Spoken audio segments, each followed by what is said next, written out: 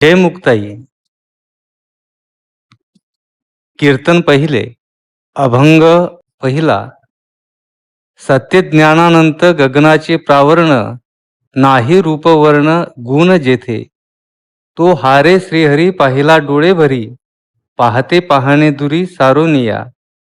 ज्ञानदेव म्हणे ज्योतीची निज ज्योती, तीही उभी मूर्ती विटेवरी. प्रस्तुत अभंग माऊलींचा म्हणजे श्री ज्ञानेश्वर महाराजांचा असून अभंगद्वारा माऊली स्वरूप ज्ञानपूर्वक आत्मदर्शनाची विशेषता दाखवून स्वानुभवपूर्वक भगवान श्रीहरीच्या सगुण निर्गुण स्वरूपाचं वर्णन करतात. उपोद्घात. मानवी जीवनात येऊन परमात्म्याचा साक्षात्कार करून घेणं यातच मानवी जीवनाची इति कर्तव्यता असं संत महात्मे कंठरवाने सांगतात. जसं माऊली म्हणतात, ये साते आलिया ओळगा शारंग धरू. त्याचं कारण असं की ज्या सुखाची जीव अपेक्षा करतो आणि ज्याच्या प्राप्तीकरिता अहोरात्र धडपड करतो ते सुख भगवत प्राप्तीशिवाय म्हणजे जीव हा ब्रह्मस्वरूपाशी ऐक्य पावल्याशिवाय प्राप्त होत नाही. तेने विन जीवा सुख नोहे. तर जीव ब्रह्मैक्यानंच ते पदरी पडतं. किंबहुना सोये जीवा आत्मयाची लाहे, तेथ जे होये तया नाम सुख.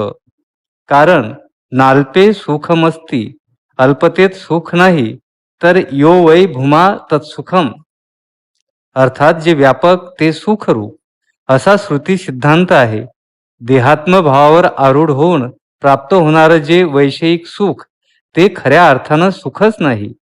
तैसा सुख प्रवाद बरडू वैषयिकू. कारण ते सुख दुःखातीत असं केवळ सुख न होण्यास्तव अति अल्प, क्षणिक, तात्पुरतं व अनित्य असं आहे. जोपर्यंत देहबुद्धी आहे तोपर्यंत ह्या अनित्य सुखाचंच सेवन घडणार. केवळ सुख हे व्यापकतेतच.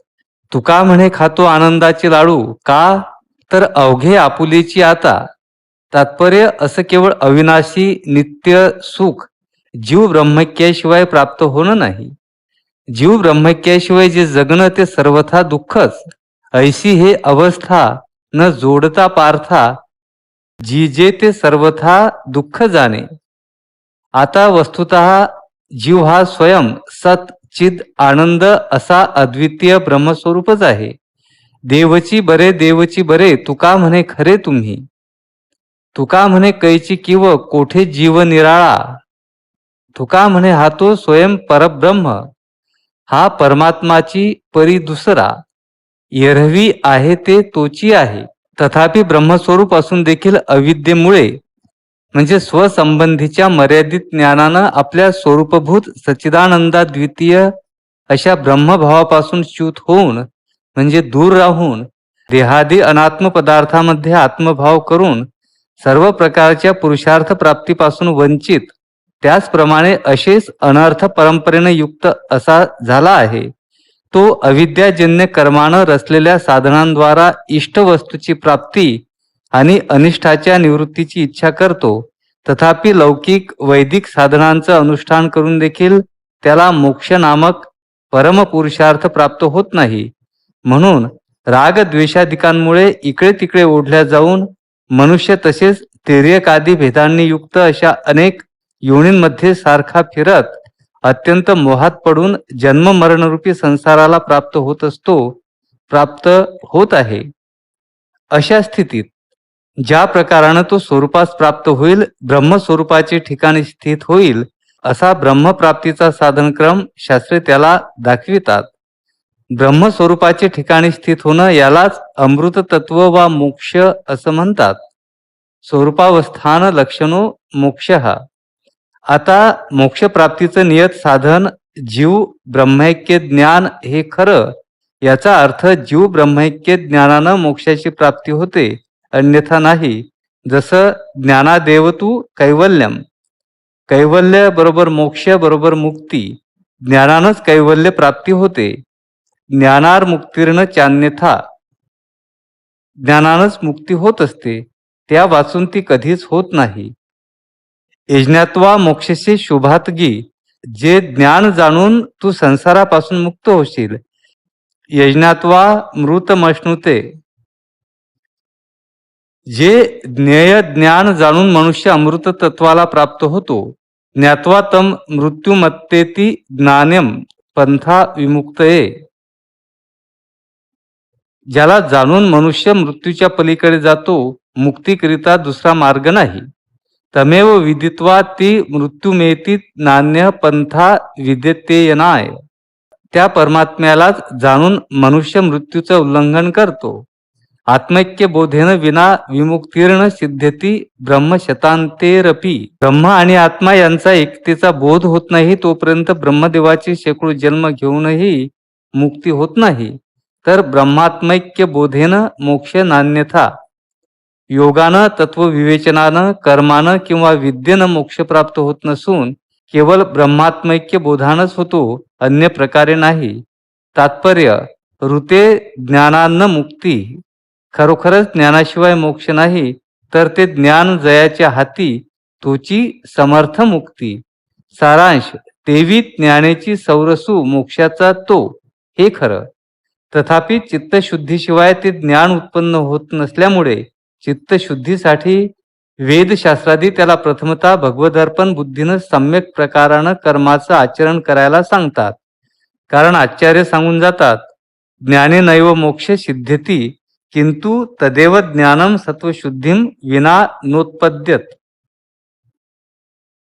मोक्ष ज्ञानानच होतो, तथापि ते ज्ञान चित्तशुद्धी शिवाय उत्पन्न होत नाही. सत्वात संजायते ज्ञानम. याज्ञवल्क्य म्हणतात, तथा विपक्वकरण आत्मज्ञानस्य न क्षमः. ज्याच्या इंद्रिय ताब्यात नाही तो आत्मज्ञान प्राप्तीला योग्य नाही.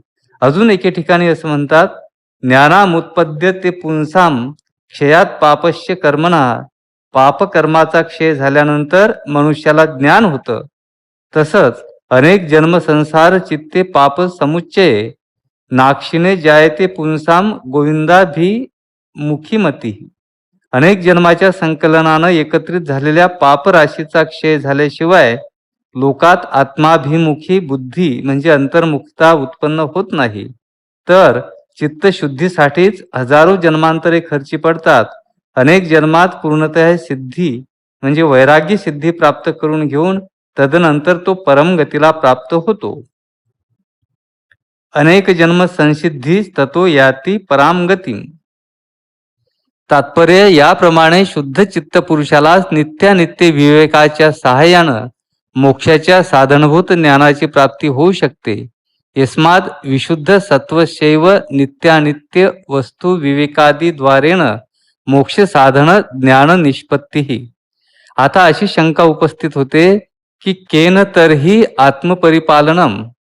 चित्तशुद्धी अभावी ज्याला स्वरूप ज्ञान नाही त्यानं कोणत्या प्रकारे जीवन निर्वाह करायला पाहिजे. याचं उत्तर श्रुती असं देते, कुर्वन्यवेह कर्मणी जीजी विशेषतम समाहा. या लोकात कर्म करीत राहूनच 100 वर्षापर्यंत जिवंत राहण्याची इच्छा बाळग.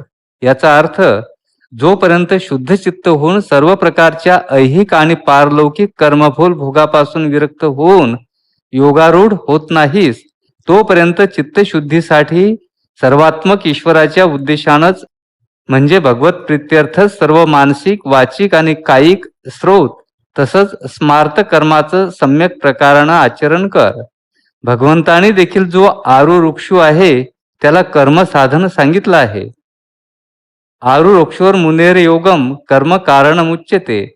परंतु जो यज्ञदानादी स्वधर्मानुष्ठानानं शुद्ध चित्त होऊन ऐहिक पारलौकिक भोगांविषयी विरक्त होऊन योगारूढ होतो त्याला शम हे साधन सांगितलं आहे.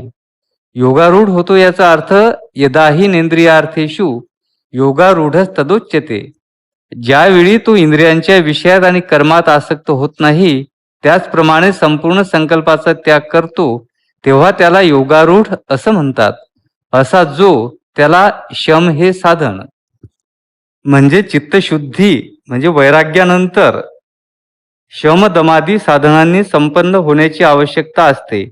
याप्रमाणे पूर्वपुण्यवशात भगवत प्रित्यर्थ केलेल्या वेदोक्त कर्मानुष्ठानानं रागादी मलाची निवृत्ती झाल्यावर भगवनमुखी बुद्धी उत्पन्न होऊन भगवदोपासनेनं चित्त एकाग्र प्राप्त होऊन तसंच अनित्यत्वादी दोषदर्शनामुळे ऐहिक पारलौकिक कर्मफलभोगात उत्पन्न झालेल्या वैराग्यानं युक्त होऊन, तसंच वेदविहित शमदमादी साधनांनी संपन्न झाल्यानंतर ब्रह्मात्म भावाला जाणण्याची मुमुक्षा निर्माण होत असते. अशी मुमुक्षा का निर्माण झाली म्हणजे शास्त्र त्याला ब्रह्मवेत्ता श्री गुरुजवळ जाऊन ब्रह्मविद्या प्राप्तीकरिता चतुष्पाद ब्रह्मचर्याचं आचरण करायला सांगते. कारण ब्रह्म हे उताविळेपणा करणाऱ्या पुरुषाला प्राप्त होऊ शकत नाही, तर अगा मन हे एक माझ्या स्वरूपी सवृत्तिक करुणी घाली निष्टंक बुद्धी निश्चयसी. अर्थात मन हे निश्चयात्मिका बुद्धीत लीन झाल्यावरच ज्याचा म्हणजे ज्या ब्रह्माचा सम्यक विचार होऊ शकतो. अर्थात हे ज्ञान वा ही विद्या ब्रह्मचर्यामुळेच प्राप्त होऊ शकते. तात्पर्य असं की बुद्धीत मन लीन झाल्यावरच ज्या विद्येचं प्रकृष्टत्वानं चिंतन केल्या जातं, त्या विद्येची प्राप्ती चतुष्पाद ब्रह्मचर्यानंच होऊ शकते. या प्राप्यते ब्रह्मचर्येन सब्धी. चतुष्पाद ब्रह्मचर्य प्रथम पाद. शिष्यवृत्ती रुमेनैव विद्यामाप्नोति यः शुचिः ब्रह्मचर्य व्रतशास्य प्रथम पाद उच्यते. आचार्यांजवळ जाऊन त्यांचं शिष्यत्व पत्करून सेवा शुश्रूषादिकांच्या आचरणानं पवित्र होऊन श्रवणादीद्वारा विद्या प्राप्त करून घेणं. ते ज्ञान पैगा बरवे जरी मनी आथी आणावे, तरी संताया भजावे सर्वस्वेशी. तनुमनु जीवे चरणाशी लागावे, अगरवता करावे दास्य सकळ. मग अपेक्षित जे आपुले, तेही सांगतील पुशिले, जेणे अंतःकरण बोधले संकल्पा न ये. ती विद्याप्राप्ती या ब्रह्मचर्याचा प्रथम पाद. द्वितीय पाद. यथा नित्यम गुरोर वृत्ती गुरुपन्या तथा चरेत तत्पुत्रेच तथा कुर्वन् द्वितीय पाद उच्यते. गुरुशी केल्या जातो त्यासारखाच गुरुपत्नी तसंच गुरुपुत्राबरोबर व्यवहार करणं. जसं आचार्य वदाचार्य दारेषु वृत्ती, आचार्य वदाचार्य पुत्रे वृत्तिश्च. हा ब्रह्मचर्याचा द्वितीय पाद. तृतीय पाद. आचार्यनात्मक कृतम विजानन ज्ञात्वाचार्थ भावितोस्मित्यनेन यन्मन्यते तम प्रति हृष्टबुद्धी सवय तृतीयो ब्रह्मचर्यस्य पाद. आचार्याने केलेल्या उपकाराचं स्मरण ठेवून त्याचप्रमाणे परमपुरुषार्थाचं ज्ञान प्राप्त करून घेऊन गुरूंनी आपल्या स्वरूपभूत सच्चिदानंदाद्वितीय ब्रह्मरूपानं मला यथावत नूतन जन्म प्रदान केला असं समजून त्यांच्याविषयी प्रमुदित चित्त होऊन स्वतःला कृतार्थ समजणं, हा ब्रह्मचर्याचा तुरीय पाद. चतुर्थ पाद. आचार्याय प्रियं कुर्यात प्राणैरपि धनैरपि कर्मणा मनसा वाचा चतुर्थ पाद उच्यते. धनाची तसंच प्राणाची देखील त्यांच्यावरून कुरवंडी करून काया वाचा मनानं त्यांचं प्रिय म्हणजे चांगलंच करीत राहणं, हा ब्रह्मचर्याचा चतुर्थ पाद. तात्पर्य अशा ह्या चतुष्पाद ब्रह्मचर्यानंच चतुष्पाद ब्रह्मविद्येची प्राप्ती होऊ शकते. कारण ब्रह्मचर्यच ब्रह्मविद्येचं मूळ आहे. ब्रह्मचर्यानंच चतुष्पाद ब्रह्मविद्या ज्ञान शीघ्र हस्तगत होते. जय मुक्ताई, जय दासमुक्ता.